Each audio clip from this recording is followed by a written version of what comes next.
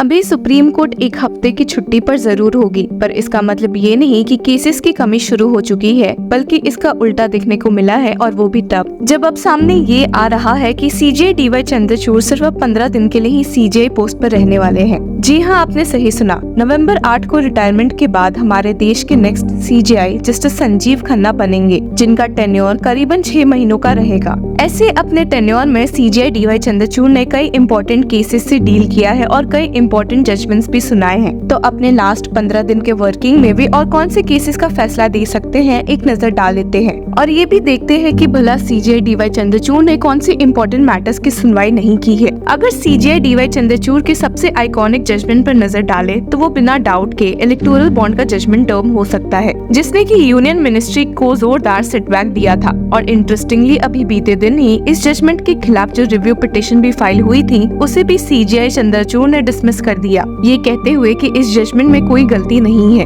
अब जहां ये मैटर्स दिखे थे, वहीं हम देख सकते हैं कि सीजेआई डीवाई चंद्रचूड़ ने कुछ इम्पोर्टेंट मैटर्स को टेक अप नहीं किया है, जिसमें से फ्रीबीज का केस बनता है। पॉलिटिकल फील्ड से जुड़ा एक दूसरा इम्पोर्टेंट केस, जिसमें की पार्टीज आए दिन वोट के बदले फ्री में सामान देने का वादा करती है, और इसी से जुड़े एक प्ली अभी तक सुप्रीम कोर्ट में पेंडिंग ही चल रही है। इसके बावजूद कि सीजेआई डीवाई चंद्रचूड़ ने खुद एक बार कहा था कि ये केस काफी इम्पोर्टेंट है। इस केस के अलावा हेट स्पीच, सेडिशन और यूएपीए से भी जुड़े कई मैटर्स बस अडजर्न होते जा रहे हैं और पिक नहीं हो रहे। तो इसका मतलब ये हो सकता है कि नेक्स्ट सीजेआई देखेंगे कि अब इन केसेस की लिस्टिंग किस बेंच के सामने करनी पड़ेगी या नहीं। पर जो इम्पोर्टेंट फैसले सीजेआई डीवाई चंद्रचूड़ इन 15 दिनों में पास कर सकते हैं, वो देश में तहलका ला सकता है। और यहाँ बात हो रही है उस केस की जिसमें सीनियर एडवोकेट कपिल सिब्बल और एसजी तुषार मेहता को खूब झगड़ते हुए देखा गया है। ऐसे आप समझ भी सकते हैं कि यहाँ हम बात आर्जिकर केस की कर रहे हैं, जिसकी आर्ग्यूमेंट्स अभी तक चल रही है। पर आपको बता दें कि बहुत चांसेस है कि सीजेआई डीवाई चंद्रचूड़ इस केस को अपने रिटायरमेंट के पहले तक सेटल कर देंगे, वो भी तब जब इस केस में सीबीआई ने इन्वेस्टिगेशन फॉरवर्ड मूव करते हुए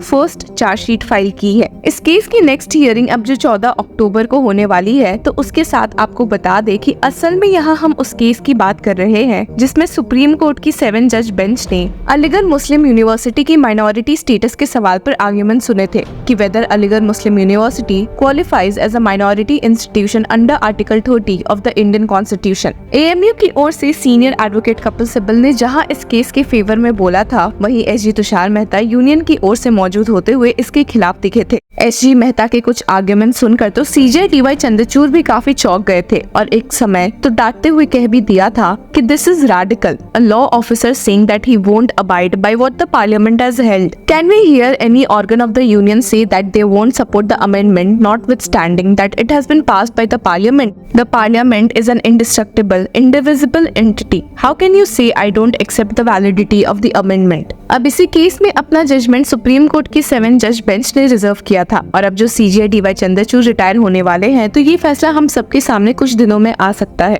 और चलिए अब एक दूसरे केस की बात करते हैं जिसमें भी फैसला जल्दी ही सुना जा सकता है, जो कि सिटीजनशिप से जुड़ा हुआ है। The court will rule on petitions challenging section 6A of the citizenship act 1955. This section relates to citizenship rights for those who entered Assam between 1966 and 1971 under the Assam Accord. Supreme court में 5 जज bench, जिसमें कि CJI DY Chandrachud, justice Suryakant, MM Sundaresh, JB Pardiwala और मनोज मिश्रा मौजूद थे, ने इस case में अपना फैसला दिसंबर 2023 में ही रिजर्व कर लिया था। और इस फैसले से ये पता चलेगा कि क्या असम की आधी जनता इलीगल रेसिडेंट्स है या नहीं। Section 6A is a special provision which was inserted into the 1955 Act in furtherance of a memorandum of settlement called the Assam Accord, signed on August 15, 1985 by the government with the leaders of the Assam movement. और इस फैसले के अलावा एक 5 जज bench इस मामले में भी फैसला सुनाएगी कि क्या मिड प्रोसेस रिक्रूटमेंट रूल्स में चेंजेस लाए जा सकते हैं या नहीं। The case, which pertains to recruitment changes in Rajasthan in 2013, was reserved in July 2023. The judgment could impact government job aspirants. The candidates who had already appeared for a written examination and a viva voice were informed that only candidates who would score at least 75% in the examination would qualify for appointment. इस फैसले का बहुत बड़ा असर उन aspirants पर देखा जा सकता है जो आए दिन गवर्नमेंट एग्जाम्स की तैयारी करते हैं। अब गवर्नमेंट एग्जाम्स के अलावा सीजे डीवाई चंद्रचूड़ ड्यू हैं जजेस के पेंशन से जुड़े एक केस में भी फैसला सुनाने के लिए। असल में the supreme court bench headed by CJ DY Chandrachud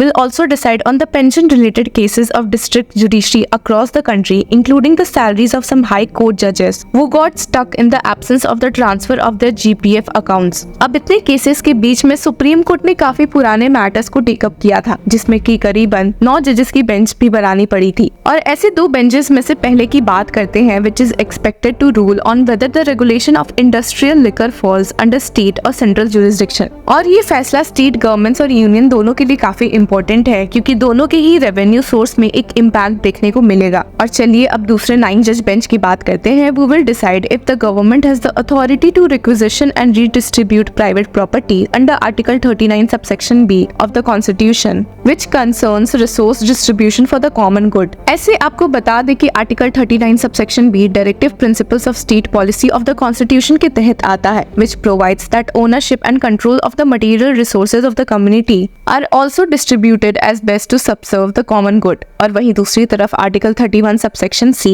protects laws giving effect to certain directive principles. अब चलिए एक नजर इन सब के अलावा सीजे डीवाई चंद्रचूड़ के कुछ इंपॉर्टेंट बातों पर भी डाल लेते हैं। Lok Adalat was also facilitated by the work which NALSA does, the National Legal Services Authorities does. Last year in 2023, NALSA resolved as many as 8.1 crore cases. And therefore we would like to acknowledge, of course, our Secretary of the NALSA, Santosh Nahiman, who is here. She is a very senior judicial officer from Delhi. Santosh, you can stand up and